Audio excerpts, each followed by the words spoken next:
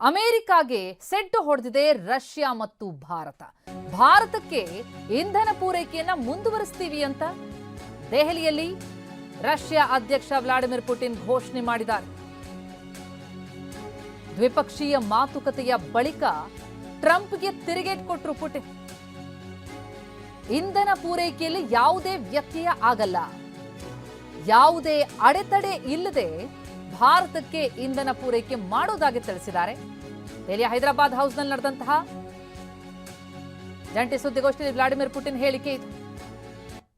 We are also seeing successful partnership in energy. Russia is a reliable supplier of oil, gas, coal and everything that is required for the development of India's energy. We are ready to continue uninterrupted shipments of fuel for the fast-growing Indian economy. Of course, the bilateral interaction in energy does not limit to that.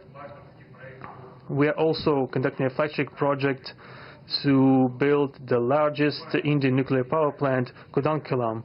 2 out of 6 reactor units have been already connected to the energy network and 4 are still under construction. We are also seeing successful partnership in energy. Russia is a reliable supplier of oil, gas, coal and everything that is required for the development of India's energy. We are ready to continue uninterrupted shipments of fuel for the fast-growing Indian economy. Of course, the bilateral interaction in energy does not limit to that. We are also conducting a flagship project to build the largest Indian nuclear power plant, Kudankulam. 2 out of 6 reactor units have been already connected to the energy network and 4 are still under construction.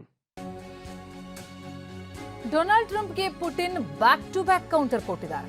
Currency ಬಳಕೆ, ಭಾರತಕ್ಕೆ ಇಂಧನ ಪೂರೈಕೆ ವಿಚಾರವಾಗಿ ಟಾಂಗ್ ಕೊಟ್ಟಿದ್ದಾರೆ. ನಾವು ಪರಸ್ಪರ Russia currency ಮತ್ತು ಭಾರತದ ಕರೆನ್ಸಿಯನ್ನ ಬಳಸ್ತೇವೆ. ವಾಣಿಜ್ಯ ವ್ಯವಹಾರಗಳಿಗೆ ಪರಸ್ಪರ ತಮ್ಮದೇ ಕರೆನ್ಸಿ ಬಳಕೆ ಮಾಡೋದಕ್ಕೆ ಮುಂದಾಗಿರುವಂತಹ ಭಾರತ ರಷ್ಯಾ ಈ ಮೂಲಕ ಕೌಂಟರ್ ಕೊಡ್ತಾ ಇದೆ.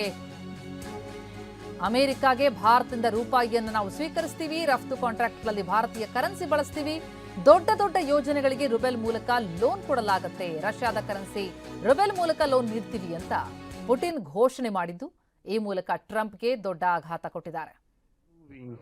That our countries are gradually moving to the use of national currencies in mutual settlements. The share of these national currencies is already 96% in commercial deals. We have established resilient channels of credit, financial and interbanking cooperation. Russian economic operators have broadened the sphere of use of Indian rupees, which we receive from the fulfillment of export contracts. Russian rubles are being used to provide loans for large joint projects. ಬೆಳವಣಿಗೆ ಕುರಿತಂತೆ ಇನ್ನಷ್ಟು ಮಾಹಿತಿಯನ್ನು ನೀಡುತ್ತಾ ಹೋಗ್ತಾರೆ ನಮ್ಮ ಪ್ರತಿನಿಧಿ ಪ್ರಮೋದ್ ಈಗ ಸಂಪರ್ಕದಲ್ಲಿದ್ದಾರೆ. ಪ್ರಮೋದ್, ರಷ್ಯಾ ಅಧ್ಯಕ್ಷರು ಭಾರತಕ್ಕೆ ಬಂದು ಬಹಳ ಮಹತ್ವದ ಘೋಷಣೆಯನ್ನ ಮಾಡಿರುವಂತದ್ದು, ಅದರಲ್ಲೂ ಕೂಡ ಅಮೆರಿಕ ಅಧ್ಯಕ್ಷ ಡೊನಾಲ್ಡ್ ಟ್ರಂಪ್ಗೆ ಬಹಳ ದೊಡ್ಡ ಟಕ್ಕರ್ ಕೊಟ್ಟಿದ್ದಾರೆ ಅಂತ ಅನ್ಸುತ್ತೆ. ಯಾಕಂದ್ರೆ ರೂಪಾಯಿ ಮೌಲ್ಯ ನಾವು ಗಮನಿಸ್ತಾ ಇದೀವಿ, ಇತಿಹಾಸದಲ್ಲೇ 90 ರೂಪಾಯಿ ಇಳಿಕೆಯಾದದಿದೆ ಮೊದಲು. ಇಂತಹ ಸಂದರ್ಭದಲ್ಲಿ ಅದರಲ್ಲೂ ತೈಲವನ್ನ ಕೊಡುವುದನ್ನ ಮುಂದುವರಿಸ್ತೀವಿ ಅನ್ನೋದ್ರ ಜೊತೆಗೆ ಭಾರತೀಯ ಕರೆನ್ಸಿ ಬಳಸ್ತೀವಿ ಅಂತ ಅನ್ನೋದು ಬಹಳ ದೊಡ್ಡ ಟಕ್ಕರ್ ಅಂತ ಅನಿಸುತ್ತೆ ಅಂತ.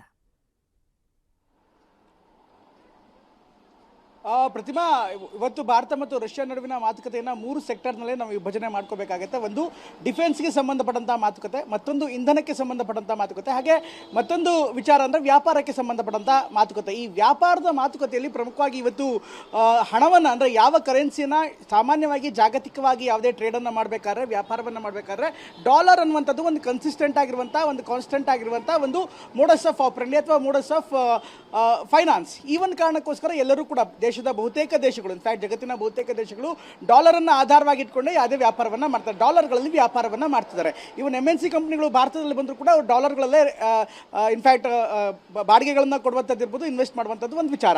ಆದರೆ ಈಗ ಭಾರತ ಮತ್ತು ರಷ್ಯಾ ನಡುವೆ ಆಗ್ತಾ ಇರುವಂಥ ಇತ್ತೀಚಿನ ಬೆಳವಣಿಗೆ, ಹಾಗೆಯೇ ಡಾಲರ್ ಒತ್ತಡದ ಜಾಸ್ತಿ ಆಗ್ತಾ ಇರುವಂಥಲ್ಲಿ ಭಾರತ ಮೊದಲಿಂದಲೂ ಕೂಡ ಅಮೆರಿಕದ ಡಾಲರ್ ವ್ಯಾಪಾರಕ್ಕೆ ಹಿಂದಿನಿಂದಲೂ ಕೂಡ ಅಂದರೆ ಕಳೆದ 10 ವರ್ಷಗಳಿಂದ ನಮ್ಮ ವಿದೇಶಿ ನೀತಿ ಬದಲಾಗಿದೆ. ನಾವು G20 ಹೊರತಾಗಿ ನೋಡ್ತಾ ಇದ್ರೆ ಬ್ರಿಕ್ಸ್ನಲ್ಲೂ ಕೂಡ ನಾವು ಡಾಲರ್ ಹೊರತಾಗಿ ಬ್ರಿಕ್ಸ್ ಕರೆನ್ಸಿನ ತರೋದಕ್ಕೆ ಮುಂದಾಗ್ತಾ ಇದ್ವಿ. ಜೊತೆಗೆ ಬೇರೆ ಬೇರೆ UAE ಇರ್ಬೋದು, ಪಕ್ಕದ ಜಪಾನ್ ಇರ್ಬೋದು, ಹಾಗೆಯೇ ರಷ್ಯಾ ಇರ್ಬೋದು, ಇಂಥ ಒಂದು ದೇಶಗಳ ಜೊತೆಗೆ ಅಥವಾ ಭಾರತದ ಫ್ರೆಂಡ್ಲಿ ದೇಶಗಳ ಜೊತೆಗೆ ವ್ಯಾಪಾರ ಮಾಡುವಂಥ ಸಂದರ್ಭದಲ್ಲಿ ಅಥವಾ ಸಾಲ ತೆಗೆದುಕೊಳ್ಳುವಂಥ ಸಂದರ್ಭದಲ್ಲಿ ನಮ್ಮದೇ ಕರೆನ್ಸಿಗಳಲ್ಲಿ ನಾವು ಟ್ರಾನ್ಸಾಕ್ಟ್ ಮಾಡ್ತಾ ಇದ್ದೀವಿ. ಈ ಕಾರಣಕ್ಕೋಸ್ಕರ ಅಂದರೆ ಇವತ್ತು ಡಾಲರನ್ನು ಮುಂದಿಟ್ಟೆ ಬೇರೆ ಬೇರೆ ದೇಶಗಳತ್ತ ಅಮೆರಿಕ ಒತ್ತಡವನ್ನು ಹಾಕ್ತಾ ಇದೆ. ಇದನ್ನು ತಡೆಗಟ್ಟುವ ನಿಟ್ಟಿನಲ್ಲಿ ಭಾರತ ಮತ್ತು ರಷ್ಯಾ ಈಗಾಗಲೇ ಕರೆನ್ಸಿಯನ್ನು, ಅಂದರೆ ಭಾರತದ ಕರೆನ್ಸಿ ಇರ್ಬೋದು, ಭಾರತದ ರುಪಿ ಇರ್ಬೋದು, ಅಥವಾ ರಷ್ಯಾದ ಅಲಿನಾ ಕರೆನ್ಸಿ ಇರ್ಬೋದು, ಅದನ್ನು ವ್ಯವಹಾರ ಮಾಡ್ತೀವಿ ಅಂತ ಹೇಳಿದ್ರೆ, ಅದಕ್ಕಿಂತ ಹೆಚ್ಚಾಗಿ ವ್ಯಾಪಾರವನ್ನು ಈಗ ಸರಿಸುಮಾರು $64 ಬಿಲಿಯನ್ ಅಷ್ಟು ವಾರ್ಷಿಕ ವ್ಯವಹಾರ ನಡೀತಾ ಇದೆ ಭಾರತ ಮತ್ತು ರಷ್ಯಾ ನಡುವೆ. ಡಿಫೆನ್ಸು ಕೂಡ ಸೇರಿದಂತೆ $64 ಬಿಲಿಯನ್ ವ್ಯಾಪಾರ ಆಗ್ತಾ ಇದೆ ಪ್ರತಿ ವರ್ಷ. $1 ಬಿಲಿಯನ್ ವ್ಯಾಪಾರ ಆಗ್ತಾ ಇದೆ. ಅದನ್ನು $100 ಬಿಲಿಯನ್ ಅಂದರೆ ಅಷ್ಟು ಬೃಹತ್ ಮೊತ್ತಕ್ಕೆ ಏರಿಸೋದಕ್ಕೆ ಒಂದು ನಿಗದಿತ ಗುರಿಯನ್ನು ಮಾಡಿಕೊಳ್ಳಲಾಗಿದೆ. ಅದಕ್ಕೆ ಬೇರೆ ಬೇರೆ ರೀತಿಯಂಥ ಮಾತುಕತೆ ಆಗಿದೆ. ಒಂದು ಇಂಧನ, ಅಂದರೆ ನಿರಂತರವಾಗಿ ನಾವು ತೈಲವನ್ನು, ಅಂದರೆ ನಮಗೆ ಬೇಕಾದಂಥ ವ್ಯಾಪಾರೀಕರಣವಾಗಿರುವಂಥ ತೈಲ ಇರ್ಬೋದು, ಅಥವಾ ಡೊಮೆಸ್ಟಿಕ್ಗೆ ಬಳಸಬೇಕಾದಂಥ ತೈಲ ಇರ್ಬೋದು, ಜೊತೆಗೆ ಎನರ್ಜಿಗೆ ಬಳಸಬೇಕಾದಂಥ ತೈಲ ಇರ್ಬೋದು, ಅದೆಲ್ಲವನ್ನೂ ಕೂಡ ರಷ್ಯಾದಿಂದ ನಿರಂತರವಾಗಿ ಸಪ್ಲೈ ಆಗ್ತಾ ಇದೆ. ಕಳೆದ 3 ವರ್ಷದಲ್ಲಿ ಜಾಸ್ತಿ ಆಗಿದೆ. ಅದನ್ನು 2030 ತನಕ ಇನ್ನಷ್ಟು ಇಂಪ್ಯಾಕ್ಟ್ಫುಲ್ ಆಗಿ ಯಾವುದೇ ಅಡೆತಡೆ ಇಲ್ಲದೆ ಅಡೆತಡೆ ರಹಿತವಾಗಿ ಮಾಡೋದಕ್ಕೆ ತೀರ್ಮಾನ ಮಾಡಲಾಗಿದೆ. ಇದರ ಜೊತೆಗೆ ವೆರಿ ಇಂಪಾರ್ಟೆಂಟ್ಲಿ ಡಿಫೆನ್ಸ್ ಸೆಕ್ಟರ್ನಲ್ಲೂ ಕೂಡ ಈಗ Su-57 ಪರ್ಚೇಸ್ ಮಾಡೋದಕ್ಕೆ ಮಾತುಕತೆ ನಡೀತಾ ಇದೆ. ಅಂದರೆ ಈಗಾಗಲೇ ಅಮೆರಿಕ F-35 ಕೊಡ್ತೀವಿ ಅಂತ ಹೇಳ್ತಾರೆ. ಅವ್ರ ಜೊತೆಗೆ ಅವ್ರ ಆಫರ್ನ ಕೂಡ ಕೊಟ್ಟಿತ್ತು, ಆದರೆ ಅದನ್ನು ನಾವು ರಿಜೆಕ್ಟ್ ಮಾಡಿದೆ ಇಂಡಿಯಾ. ಅದರ ಬದಲಾಗಿ Su-57 ಪರ್ಚೇಸ್ ಮಾಡೋದಕ್ಕೆ ಕೂಡ ಮಾತುಕತೆ ನಡೀತಾ ಇದೆ. ಆದರೆ ಭಾರತ ಹೇಳ್ತಾ ಇರುವಂಥದ್ದು ಪರ್ಚೇಸ್ಗಿಂತ ಹೆಚ್ಚಾಗಿ ಇಬ್ಬರೂ ಕೂಡ ಯಾವ ರೀತಿ ಬ್ರಹ್ಮೋಸನ್ನು ಡೆವಲಪ್ ಮಾಡಿದ್ವಿ ಜಂಟಿಯಾಗಿ, ಅದೇ ರೀತಿ Su-37 ಟೆಕ್ನಾಲಜಿ ಶೇರ್ ಜೊತೆಗೆ ಇಬ್ಬರು ಕೂಡ ಜಂಟಿಯಾಗಿ ತಯಾರು ಮಾಡೋ ಬಗ್ಗೆ ಕೂಡ ಒಂದು ಮಾತುಕತೆ ನಡೀತಾ ಇದೆ. ಬಹುಶಃ Su-57 ಜೊತೆಗೆ Su-95 ಕೂಡ, ಅಂದರೆ 5th ಜನರೇಷನ್ ಈಗಾಗಲೇ ಬಂದಿದೆ, ಅದನ್ನು ಮುಂದುವರೆದ ಜನರೇಷನ್ನ ಫೈಟರ್ ಜೆಟ್ಟನ್ನು ಕೂಡ ರೆಡಿ ಮಾಡೋದಕ್ಕೆ ಚಿಂತನೆಗಳು ನಡೀತಾ ಇದೆ, ಮಾತುಕತೆ ನಡೀತಾ ಇದೆ. ಹಾಗೇನೆ ಪೆಲ್ಗಾಮ್ ಅಟ್ಯಾಕ್ ಬಗ್ಗೆ ಕೂಡ ಇಬ್ಬರು ಮಾತನಾಡಿರುವಂಥದ್ದು ಕೂಡ ಸಹಜವಾಗಿ ಪಕ್ಕದ ಪಾಕಿಸ್ತಾನಕ್ಕೂ ಕೂಡ ಒಂದು ರೀತಿ ಭಯ ಹುಡ್ತಾ ಇದೆ. ಹೋಲಿಸ್ಟಿಕ್ ಆಗಿ ಹೇಳಬೇಕು, ಒಟ್ಟಾರೆಯಾಗಿ ಹೇಳಬೇಕು ಅಂದರೆ 3 ಸೆಕ್ಟರ್ನಲ್ಲಿ ಇವತ್ತು ಮಹತ್ವದ ಮಾತುಕತೆ ಆಗಿದೆ. Pratima, thank you so much Pramod ತಮ್ಮೆಲ್ಲ ಮಾಹಿತಿಗೆ.